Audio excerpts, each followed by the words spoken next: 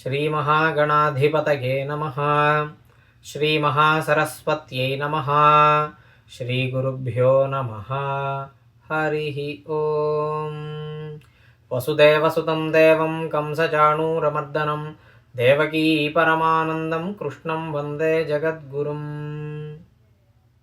అందరికీ శ్రీకృష్ణాష్టమి శుభాకాంక్షలు మరియు ఆ పరమాత్ముని ఆశీస్సులు. నేను ఈ రోజున శ్రీకృష్ణ తత్వం గురించి మరియు శ్రీకృష్ణాష్టమిని పురస్కరించుకుని చేసే వ్రతంలోని ముఖ్య అంశములను మీకు తెలుపుటకు ప్రయత్నిస్తూ ఉన్నాను. ముందుగా మనం ఆ పరమాత్మని ధ్యానం చేసుకుంటూ శ్రీకృష్ణ తత్వం గురించి తెలుసుకుందాం. ఓం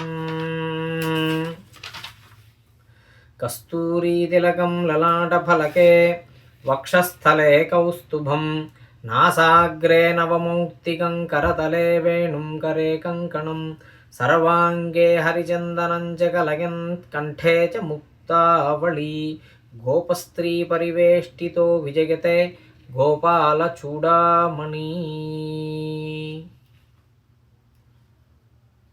అసలు కృష్ణ అంటే ఏమిటి? కృష్ణునికి అంత ప్రాముఖ్యత ఎందుకుంది? ఆయన ఏం చేశారు? ఇవన్నీ కూడా ఇప్పుడు మనం తెలుసుకుంటూ ఉంటాం.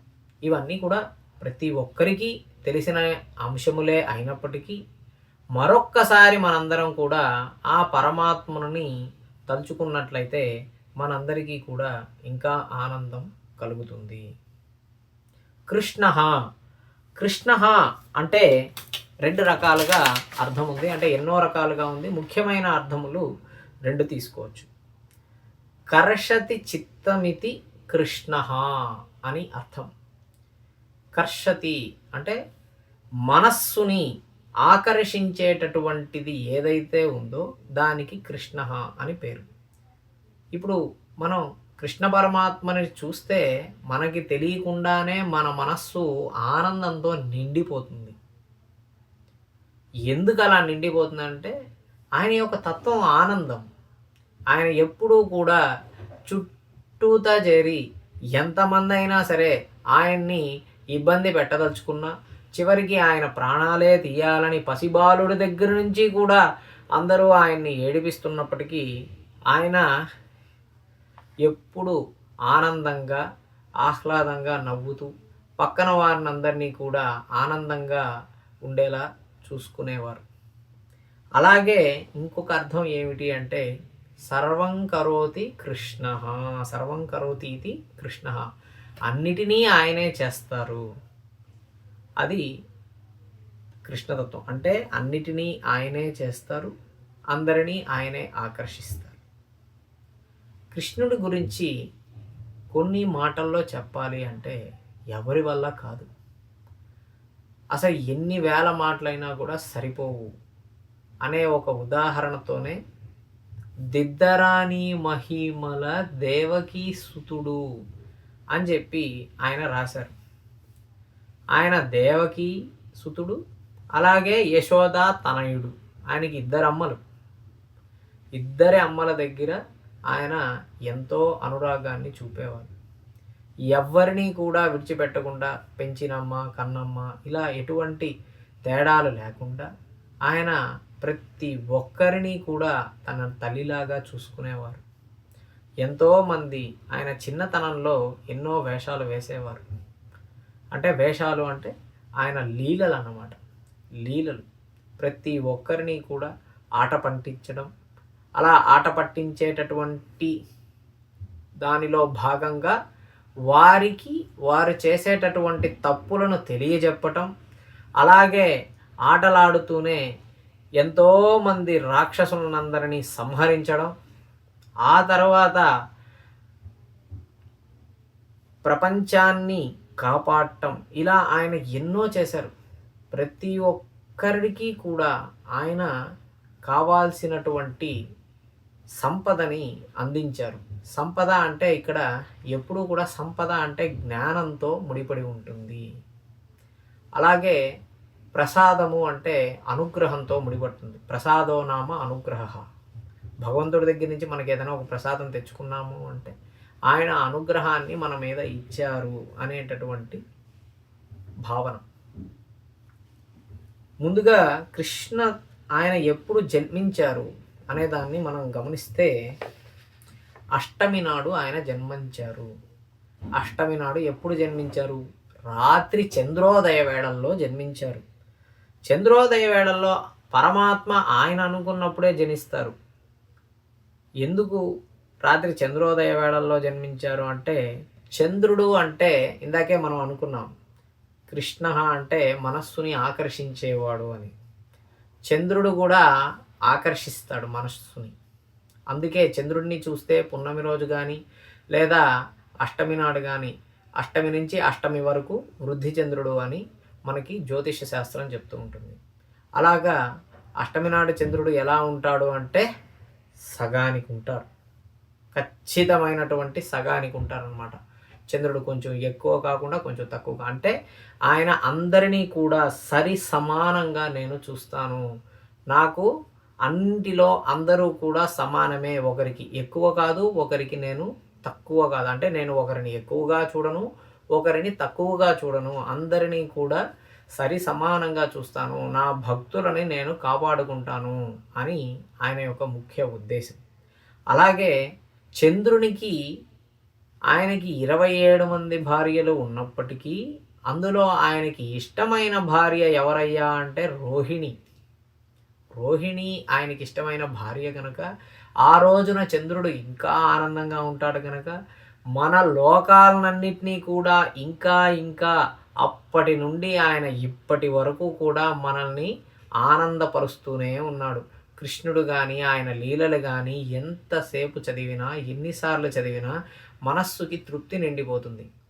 అటువంటి తరతరాలకు అందించేటటువంటి ఆనందం కోసం ఆయన రోహిణీ నక్షత్రంలో జన్మించారు. చంద్రుడితోటి కలిసి ఉన్నటువంటి రోహిణీ నక్షత్రంలో ఆయన జన్మించారు అష్టమి తిథి రోజున. అది కూడా శ్రావణ బహుళాష్టమి, శ్రావణ మాసంలో వచ్చే బహుళాష్టమి నాడు ఆయన జన్మ సంభవం జరిగింది.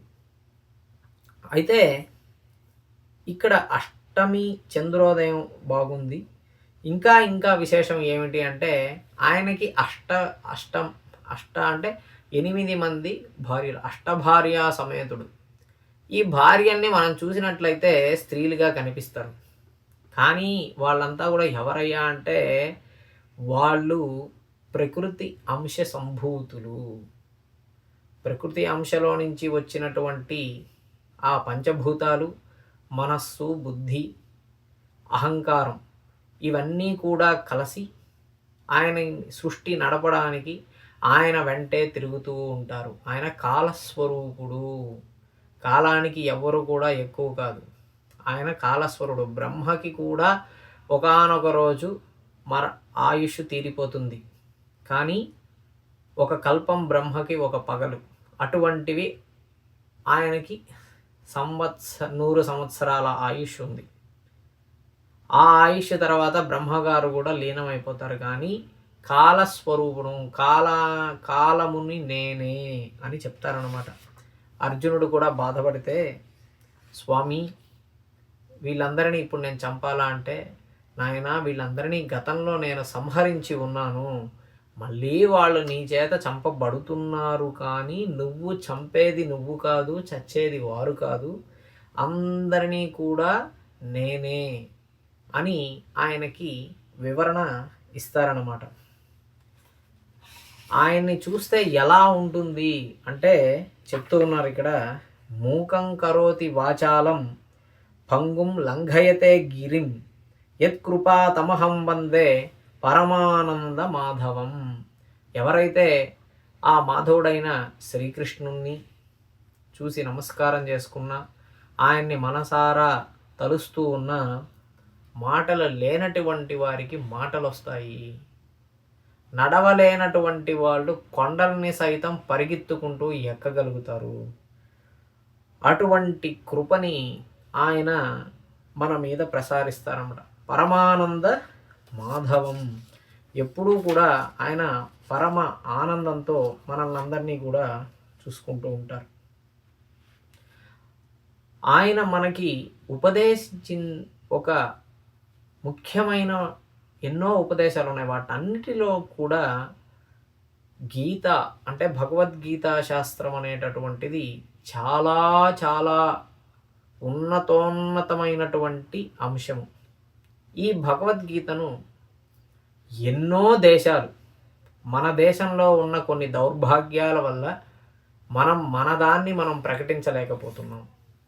కానీ ఎంతోమంది వాళ్ళ దేశాల్లో, ఇంకా చెప్పాలంటే పెద్ద పెద్ద యూనివర్సిటీల్లో, అంటే మొట్టమొదటి 10 ర్యాంకుల లోపల ఉండేటటువంటి యూనివర్సిటీల్లో వీటిని పిల్లలకి నేర్పుతూ ఉన్నారు. అక్కడ చదువుకునేటటువంటి విద్యార్థులకు దీని మీద అవగాహన కల్పిస్తున్నారు. అంటే మనో సామర్థ్యాన్ని ఎలా పెంచుకోవాలి, కష్ట సమయంలో ఎలాంటి నిర్ణయాలు తీసుకోవాలి, దేనికి మనం బాధపడాలి, దేనికి బాధపడకూడదు, ఎటువంటి అంశముల నుండి మనం మన యొక్క జీవితాన్ని ఉద్ధరించుకోవాలి, మనకి మనమే ఏ విధంగా ధైర్యముతో నిండి ఉండాలి, ఇటువంటి ఎన్నో రకాలైనటువంటి విషయాలు ఇవన్నిటినీ కూడా ఆయన ఒక హారంలాగా చేసి గీత, భగవద్గీత అనే దాన్ని మనకు అందించారు. సాధారణంగా ఇది మత గ్రంథం అనేటటువంటి దాంతో మనం పిలుస్తాం. కానీ ఇది మన మతం కాదు, ఇది ఒక తత్వము అని అనేక మంది పెద్దవారందరూ కూడా చెప్పి ఉన్నారు. ఇది మన తత్వం. ఒక మనిషి, హిందూ ధర్మం అంటేనే ఒక మనిషి యొక్క నడవడిక అని అర్థం. అది మతం కాదు. మనం ఎలా జీవించాలి, ఏ విధంగా ఉండాలి, ఎవరితో ఎలా ప్రవర్తించాలి, ఎలా నడుచుకోవాలి, ఇవన్నిటినీ కూడా చెప్పేటటువంటి ముఖ్యమైనటువంటి ఒక మన జీవితానికి ముఖ్యమైనటువంటి మార్గం. ఇదే భగవంతుని యొక్క మార్గం. ఆయన చెప్తూ ఉన్నారు, గీతార్థం ధ్యాయతే నిత్యం కృత్వా కర్మాణి భూరిశః జీవన్ముక్త స విజ్ఞేయో దేహాంతే పరమం పదం. అంటే ఈ యొక్క గీతని నిరంతరం ఎవరైతే కూడా ధ్యానం చేసుకుంటూ, అర్థం చేసుకుంటూ, ప్రతి నిత్యము కూడా వారు చేయవలసినటువంటి కర్మలలో నిమగ్నమై దాన్ని పరిపూర్ణమైనటువంటి దృష్టితోటి ఎటువంటి లాభాపేక్ష లేకుండా ఆచరిస్తారో వారికి జీవన్ముక్త సవిజ్ఞేయో, వారికి జీవితం అనంతరం వారికి ముక్తి చెందుతుంది, ముక్తి లభిస్తుంది. తర్వాత దేహాంతే పరమం పదం, వారి యొక్క దేహం స్వామిలో కలిసిపోతుంది అని చెప్తూ ఉన్నారు. స్వామిలో కలిసిపోవటం ఏంటి? మనం అందరం కూడా స్వర్గానికి వెళ్తాం కదా, ఇంకా ఇంకోటేదో లోకానికి వెళ్తాం కదా అంటే దానికి ఆయనే సమాధానం చెప్తూ ఉన్నారు. ఆ బ్రహ్మ భువనాల్లోకాత్ పునరావృత్తినోర్జున మాముపేత్యతు కౌంతేయ పునర్జన్మ న విద్యతే అని చెప్తున్నారు. అంటే ఈ యొక్క ప్రపంచంలో బ్రహ్మలోకం మొదలుకొని అన్ని లోకములన్నీ కూడా మళ్ళీ మళ్ళీ వస్తూ ఉంటాయి, మళ్ళీ మళ్ళీ పోతూ ఉంటాయి. కానీ నేను కాలస్వరూపుడిని, వాళ్ళందరినీ కూడా నాలో కలుపుకుంటాను, ఇక వారికి పునర్జన్మ అనేటటువంటిది ఉండదు అని ఆ పరమాత్మ మనందరికీ కూడా చెప్తూ ఉన్నారు. శ్రీకృష్ణ తత్వాన్ని ఇంకా ఎన్నో మంది ఎన్నో రకాలుగా చెప్పి ఉన్నారు. అయినప్పటికీ ఆయన తత్వాన్ని మనం తెలుసుకోవాలి అంటే భగవంతుడు చూపించినటువంటి మార్గంలో మన ప్రయాణం సాగితే, ఆయన్ని మనం అర్థం చేసుకున్నట్లయితే ఈ జీవితం మనకి చరితార్థమవుతుంది. ఒక ఆయన ఉన్నారు, ఆయన ఏ విధంగా కృష్ణ పరమాత్మని ఇది చేస్తారు అంటే, ఆయన పేరు కూడా వాసు. నేను ఆయన్ని చూశాను కనుక నేను ఆయన గురించి ఇక్కడ మీకు ప్రస్తావన చేస్తూ ఉన్నాను. ఉదయం నిద్ర లేచిన తర్వాత ఆయన భూమికి నమస్కారం చేసుకుంటారు. పరమాత్మ, నేను నిలబడటానికి నాకు ఈ భూమిని ఇచ్చావు అని భూమికి నమస్కారం చేసుకుంటారు. నీటికి నమస్కారం చేసుకుంటారు. పరమాత్మ, నన్ను ప్రాణంతో నిలపటానికి, నాకు అవసరాలకి కావాల్సినటువంటి ఈ యొక్క అన్ని విధాలకి కూడా ఈ జలాన్ని నేను భగవంతునిగా ధ్యానం చేసుకుంటూ అని చెప్పి ఆయన నీటికి నమస్కారం చేసుకుంటారు. వారి ఇంట్లో అగ్నికి నమస్కారం చేసుకొని, భగవంతుడా, నీవు అగ్నిస్వరూపుడవై మా ఆకలి తీర్చుటకు మా ఇంట నీవు కొలువై ఉన్నావు అని చెప్పి నమస్కారం చేసుకొని వారి ఇంట్లో వంట ప్రారంభం చేస్తారు. ఈ విధంగా వారి యొక్క కుటుంబం అందరూ కూడా సాక్షాత్తు భగవంతుని యొక్క స్వరూపంతో మమేకమై ఉన్నారు. ఆ విధంగా మన అందరం కూడా భగవంతుడితో మమేకం అవ్వాలి. ఇది ఒక్కనాటి భక్తితో సరిపోదు. ఏదో కృష్ణాష్టమి రోజు వేడుకలు చేశాము, ఉట్టి కొట్టాము, అందరికీ పిల్లలకి కృష్ణుడి వేషం వేశాము, పిల్లలకి ఆడపిల్లలకి రాధా వేషం వేశాము, గోపికల వేషం వేశాము, ఈ విధంగా మనందరం కూడా చేసుకుంటాం. ఇదంతా కూడా దేనికి చేసుకుంటున్నాము అంటే మన యొక్క ఆనందం కొరకు, భక్తి కొరకు చేసుకుంటున్నాం. కానీ ఇది ఒక్కరోజు భక్తితో సాధ్యపడదు. ప్రతిరోజు భగవంతుణ్ణి భక్తిగా ఆరాధించాలి.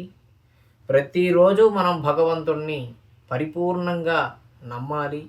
ప్రతిరోజు మనం భగవంతుణ్ణి నిరంతరం 1 గంట సేపైనా కూడా మనం సాధన చేయాలి. సాధన అంటే ఏమీ లేదు, మనకి ఉన్నటువంటి ఈ సెల్ ఫోన్లు, టీవీ సీరియళ్ళు, తర్వాత కబుర్లు, ఇంకా అక్కర్లేనటువంటి పక్కింటి వారి విషయాలు, ఎదురింటి వారి విషయాలు, ఇవన్నీ కూడా వదిలేసి మనం ప్రశాంతమైనటువంటి చిత్తంతో భగవంతుణ్ణి మనసారా ధ్యానం చేసుకుంటూ మనం గడపాలి. ప్రతి వ్రతానికి కూడా ఒక్కొక్క విధానం ఉంటుంది. వినాయక వ్రతానికి మనం వినాయకుడిని తీసుకొని వచ్చి 21 రకముల పత్రితోటి, పిండి వంటలతోటి ఆయన్ని ఆనందంగా పూజించుకుంటాం. ఆ విధంగా వరలక్ష్మి వ్రతానికి కూడా అమ్మవారికి అందంగా అలంకరించి అందరినీ, చుట్టుపక్కల ఉన్నటువంటి మనకు తెలిసినటువంటి వారి ముత్తైదులందరినీ కూడా పిలుచుకొని వచ్చి వారికి తాంబూలాలు ఇచ్చి, పాదాలకి పసుపు రాసి వారి యొక్క దీవెనలు మనం తీసుకుంటాం. ఆ విధంగానే కృష్ణాష్టమికి కూడా ఒక వ్రత విధానం ఉన్నది. ఆ వ్రతాన్ని చేసినటువంటి వారికి ఏమిటయ్యా ఫలితము అంటే, ఆ జన్మ మరణం యావత్ యన్మయా దుష్కృతం కృతం తత్ప్రణాశాయ గోవింద ప్రసీద పురుషోత్తమ. అంటే ఏం చెప్పారంటే, వాసుదేవం సముద్దిశ్య సర్వపాప ప్రశాంతయే ఉపవాసం కరిష్యామి కృష్ణాష్టమ్యాం నభస్యహం అన్నారు. అంటే నభ అంటే ఈ యొక్క శ్రావణ మాసం అని పేరు. ఆ శ్రావణ మాసంలో కృష్ణపక్షం రోజు వచ్చిన అష్టమి రోజున ఉపవాసం ఉన్నటువంటి వారికి సర్వ పాపములు కూడా ప్రణాశనమైపోతాయి. అంటే వారికి ఆ జన్మ, వారు ఎన్నో జన్మల నుంచి చేసుకున్నటువంటి పాపములన్నీ కూడా ప్రణాశనమయ్యి వారికి అనంతమైనటువంటి పుణ్యములు వారికి లభిస్తాయి అని ఆయన చెప్తూ ఉన్నారు. తరువాత యథావిధిగా మనం పూజ ప్రారంభం అంటే కలశమును ఉంచి అక్కడ కృష్ణ ప్రతిమను, అలాగే బలరామ ప్రతిమ, చండికాదేవి ప్రతిమ, వీళ్ళందరినీ కూడా ప్రతిమలు అక్కడ ఉంచి వాటికి పంచామృతాలతో అభిషేకం చేసి తర్వాత మనం పూజ చేసుకోవాలి. ఇక్కడ పూజ అంటే ఏమిటి అంటే, మర్యాద కంటే కూడా ఇంకా ఉన్నతమైనటువంటి పదం ఏదుందో అది పూజ. వారిని నెత్తి మీద పెట్టుకొని పూజిస్తున్నారని పెద్దవాళ్ళు పిల్లల్ని అంటూ ఉంటారు. అంటే ఏమిటి అక్కడ ఉద్దేశం అంటే, మర్యాద కంటే కూడా ఇంకా పై స్థానము అన్నమాట. పూజలో మొట్టమొదటిది ధ్యానం, ఆవాహనం, ఆసనం, పాద్యం, అర్ఘ్యం, ఆచమనీయం, స్నానం, వస్త్రం, యజ్ఞోపవీతం, గంధం, పుష్పం, ధూపం, దీపం, నైవేద్యం, తాంబూలం, నీరాజనం. ఇలా 16 ఉపచారాలుగా పూజ అనేటటువంటిది సాగుతుంది. నీరాజనం తర్వాత మంత్రపుష్పం. ఏమిటి వీటి యొక్క అంతరార్థము అంటే, ముందుగా ఉదాహరణకి మన లౌకికం విధానంలోకి వద్దాం. లౌకిక విధానంలో ఎలా ఉంటుంది అంటే,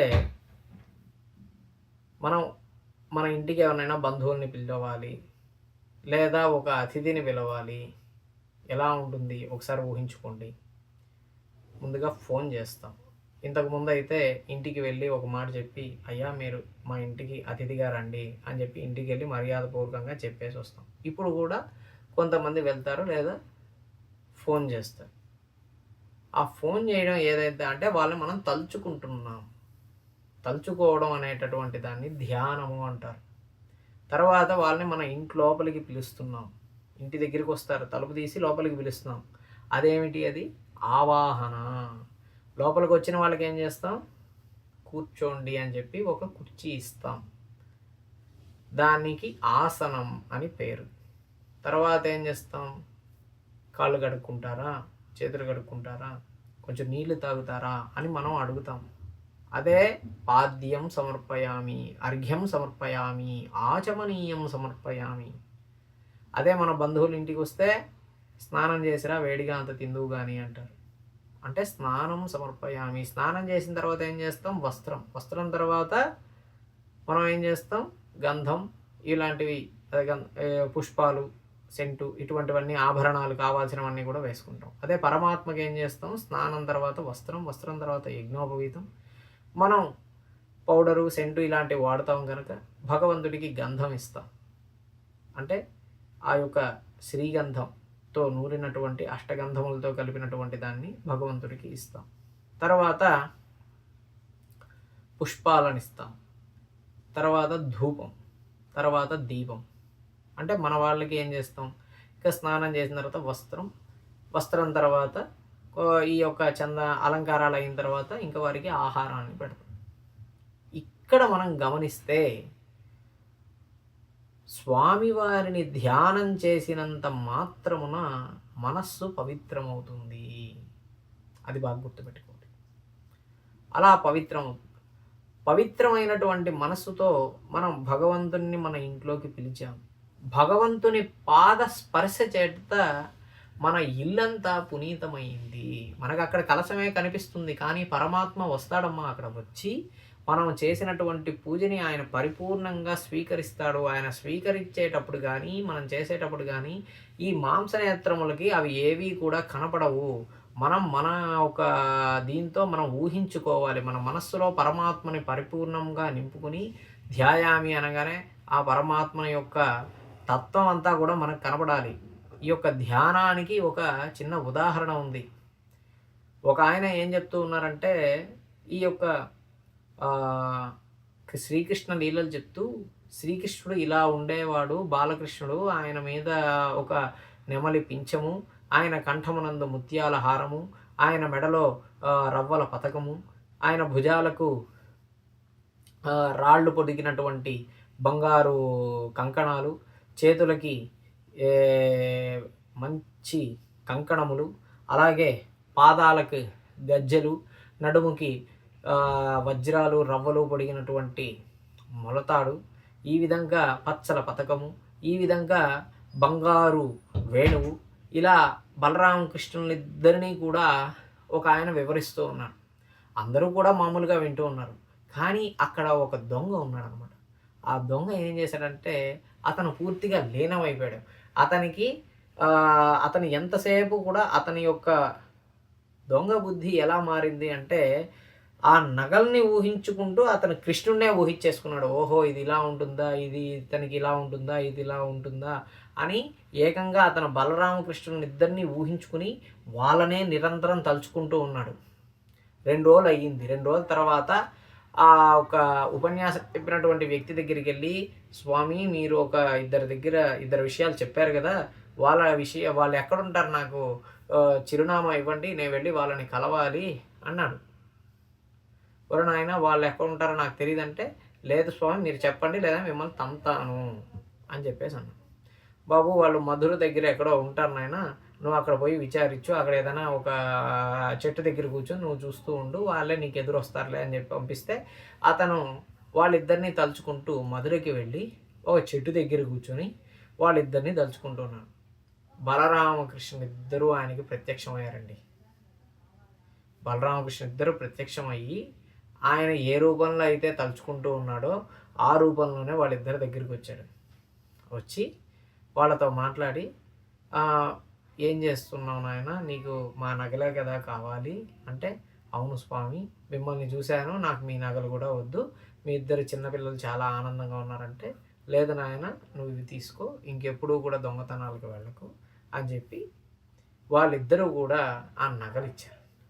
ఆ నగలిచ్చి పంపంగానే నేరుగా మళ్ళీ ఆ ఉపన్యాసం చెప్పిన వ్యక్తి దగ్గరికి వచ్చి, చాలా సంతోషం ఉంది, మీరు కూడా కొన్ని నగలు ఉంచుకోండి. ఆ నగలు చూసి అతను ఆశ్చర్యపోయాడు. ఆశ్చర్యపోయి, ఎంతోమంది మునులకు యోగీశ్వరులకి కూడా కలగనటువంటి దర్శనం నీకు కలిగింది నాయన, నీవు చాలా అదృష్టవంతుడివి అని చెప్పి ఆయనకి చెప్పారు. అంటే భగవంతుణ్ణి పరిపూర్ణంగా మనతోనే ఉన్నాడు అనేటటువంటి ఒక నమ్మకంతో ముందుకు వెళ్ళినటువంటి వారికి ఈ ప్రపంచంలో ఇది సాధ్యం కాదు అనేటటువంటిది ఏది ఉండదు. అన్నీ ఆయన అనుగ్రహంతో మనకి తప్పకుండా లభిస్తాయి. ధ్యానానికి అంత శక్తి ఉన్నది. అలాగే పరమాత్మ రెండవది ఆసనం, లోపలికి వస్తూ ఉన్నారు. లోపలికి రావడంతో మన ఇల్లంతా పునీతమైంది. పాద్యం అని చెప్పి ఆయన పాదాలు కడిగాం. ఆయన పాదాలు కడగడంతో మన పాప ప్రక్షాళనం అయిపోయింది, మన పాపాలన్నీ కూడా పోయాయి. అలాగా అర్ఘ్యం, ఆయనకి చేతులు కడగడంతో మన చేతులు పునీతమైపోయాయి. ఆయన పాద్యం, ఆయన నీళ్లు తాగడంతో మన వంశం తరతరాలు కూడా ఎప్పటికీ కూడా నీళ్లు లేనటువంటి బాధని చవి చూడదు. ఎప్పుడు మన వంశం నీళ్లు నిండి ఉంటాయి. మన కుటుంబం అంతా కూడా వరుణుని యొక్క అనుగ్రహంతో నీటికి ఇబ్బంది లేకుండా సాగిపోతుంది. తరువాత స్నానం, పరమాత్మకి స్నానం చేయటం చేత మన యొక్క ఆత్మకి కూడా శుద్ధి అవుతుంది. మనస్సు నిర్మలం వేరు, ఆత్మ శుద్ధి అవటం వేరు. మనస్సు వేరు, ఆత్మ వేరు, బాగా గుర్తుపెట్టుకోండి. తర్వాత వస్త్రం, స్వామివారికి వస్త్రం ఇచ్చాం. ఆయనకి వస్త్రం ఇవ్వడం అంటే, వస్త్రము అంటే మాయా. ఈ ప్రపంచాన్ని తన మాయ చేత ఆవరించి ఉన్నాడు. మనలో కూడా ఏదైనా తెలియకున్నటువంటి మాయతో మనం ఏదైనా పనిని మనం చేయలేకపోతే అదంతా కూడా తొలగిపోయి మనకి అన్ని పనులు కూడా జరుగుతాయి. తర్వాత యజ్ఞోపవీతం ఇచ్చిన దానివల్ల ఎన్నో యాగాలు చేసినటువంటి ఫలితం మనకు అందిస్తారు. స్వామికి గంధం సమర్పించడం వల్ల మనం గంధర్వలోకంలో కొన్ని రోజులు మనకంటూ ఆయన ప్రసాదిస్తారు. తరువాత ధూపం, పుష్పం. పుష్పం అనేటటువంటిది మనస్సుకి ప్రతీక. పుష్పం వేస్తున్నామంటే మనం చామంతి వేస్తున్నాము, మల్లెపువ్వు వేస్తున్నాము, లేదా ఇంకోటి పెడుతున్నాము అని కాదు. మన మనస్సుని ప్రతిసారి భగవంతుడి మీదకి ఉంచుతున్నాము అనేటటువంటి భావనతో పుష్పాలు వేయాలి. చామంతి వేస్తున్నాము, మనం కనకాంబరాలు వేస్తున్నాము, 1000 రోజాలు తెచ్చాము, 1,05,000 తెచ్చాము, ఇది కాదు. మనం ఏం చేస్తున్నాము అంటే, ఒక పుష్పమైనా సరే భక్తిగా ఇలా పరమాత్మకి స్వరూపించడంతో మన మనస్సుని ఆ పుష్ప రూపంలో పరమాత్ముని పాదముల చెంత ఉంచుతున్నాను అని అర్థం. తర్వాత అలా పుష్పంలో ఉన్నటువంటి వల్ల మనం మనస్సు చాలా ప్రశాంతమవుతుంది. ఆ తర్వాత ధూపం. ధూపం వేయటం వల్ల వాయువు తన లోకాలకి మనం తీసుకెళ్తాడు. ఎందుకంటే ధూపం వాయువుకి ప్రతీక. పరమాత్మనికి మనకి వాయులోకాలు అందజేస్తాడు. తర్వాత దీపం. దీపాన్ని మనం చూపించిన దానివల్ల మనకి అగ్నిలోకాలు అనుగ్రహిస్తారు. నైవేద్యం, నైవేద్యాన్ని అనుగ్రహించడం వల్ల, మనం అనుగ్రహించడం అంటే స్వామివారికి మనం నివేదన చేయడం ద్వారా మనకి పరమాత్మ మన తరతరాలు కూడా అన్నపూర్ణాదేవి అనుగ్రహంతో మనం ఎప్పటికీ కూడా ఒకరికి ఇచ్చే స్థాయిలో 10 మందికి పెట్టే స్థాయిలోనే ఉంటాం తప్ప ఏ రోజు కూడా దేహి అని చెప్పి ఎవరిని కూడా మనం అడగనటువంటి స్థితినికి మనల్ని పరమేశ్వరుడు, ఆ కృష్ణ పరమాత్మ తీసుకెళ్తారు. తర్వాత తాంబూలం. తాంబూలము అంటే అది ఔషధ గుణాలు కలిగినటువంటిది. అంటే మన శరీరం ఎప్పుడూ కూడా ఆయన ఆరోగ్యంగా ఉంచుతాడు. అంటే ధన్వంతరికి ప్రతీక. మన శరీరంలో ఉన్న ఏవైనా దోషాలు ఉంటే వాటినన్నిటిని కూడా ఆయన తొలగిస్తారు. తర్వాత నీరాజనం. నీరాజనంలో ముఖ్యంగా అందరం కూడా కర్పూరాన్ని వాడతాం. అసలు ఈ కర్పూరాన్ని ఎందుకు వాడతాం అంటే, ఈ ప్రపంచంలో మనం ఏది దహించినా అంటే ఏది తగలబెట్టినా కూడా దానికంటూ కూడా అంత మసి లేదా అంత బూడిద అనేటటువంటిది మిగులుతుంది. కానీ కర్పూరానికి మాత్రం మనం వెలిగించినట్లయితే మొత్తం ఏమీ లేకుండా బూడిద కూడా మిగలదు కర్పూరాన్ని తగలబెట్టడం చేత, అంటే వెలిగించడం చేత. కర్పూరం సర్వం ఆహుతైపోతుంది. అంటే మన పాపాలు కూడా అందులో వేగంగా మండుతుంది కర్పూరం. ఏదో నిదానంగా దీపంలో ఒత్తిలాగా మండదు. కర్పూరం వేగం అంటే మన యొక్క పాపములన్నీ కూడా ఎంతో వేగంగా పోతాయి భగవంతుణ్ణి మనం కర్పూరంతో హారతిచ్చినట్లయితే. అంతేకాకుండా అగ్ని భగవంతుడికి ఇలా చుట్టూ తిప్పడం చేత అగ్నికి ఆకర్షణ ఉంటుంది. భగవంతుడు తన శక్తిని కొంత అగ్నిలో నింపుతాడు. అలా నింపినటువంటి అగ్నిని మన చేతులకి ఆ సెగ తగిలేటట్టుగా తీసుకొని మనం ఇలా కంటికి అద్దుకోవడం ద్వారా భగవంతుడు అగ్నిలోకి పంపించినటువంటి శక్తిని మనం చేతులతో మన కళ్ళలో నుంచి లోపలికి పంపుతాడు. ఇందువల్ల ఈ విధంగా చేస్తారు. కొంతమంది తలకి అనుకుంటారు, కొంతమంది హృదయానికి అనుకుంటారు.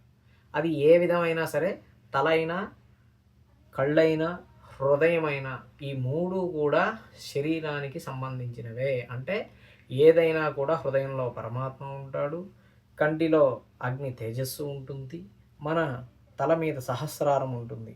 ఈ మూడిట్లో వారి వారి ప్రాంతీయం వలన ఇలాగే చేయాలని ఎక్కడా లేదు. వారి ప్రాంతీయాన్ని బట్టి ఆ పరమాత్మ మనకి ఆ ఒక శక్తిని పంపుతారు. తర్వాత మంత్రపుష్పం. ఈ ఒక మంత్రపుష్పము అంటే అందరూ కూడా యోపాం పుష్పం వేద అని చెప్తారు. యోపాం పుష్పం అంటే ఏమిటి? నీళ్ళే పుష్పములుగా మారాయి. అంటే వాన చినుకే మనకి ఆహారము, వాన చినుకే పుష్పము. నీళ్లు పోయకపోతే చెట్టు చిగురిస్తుందా? చెట్టు చిగురిచ్చిందంటే అక్కడ ఏముంది? నీళ్లు ఇంకొక రకంగా మనకు కనిపిస్తున్నాయి పుష్పంలాగా. కాబట్టి నీటికి పుష్పానికి సంబంధము.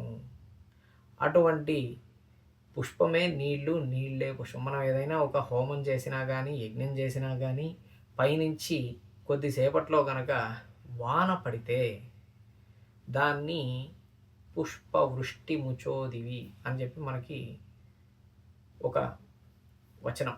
అంటే పైనుంచి పుష్పములు దేవతలు మన మీద వేశారు అని భావన.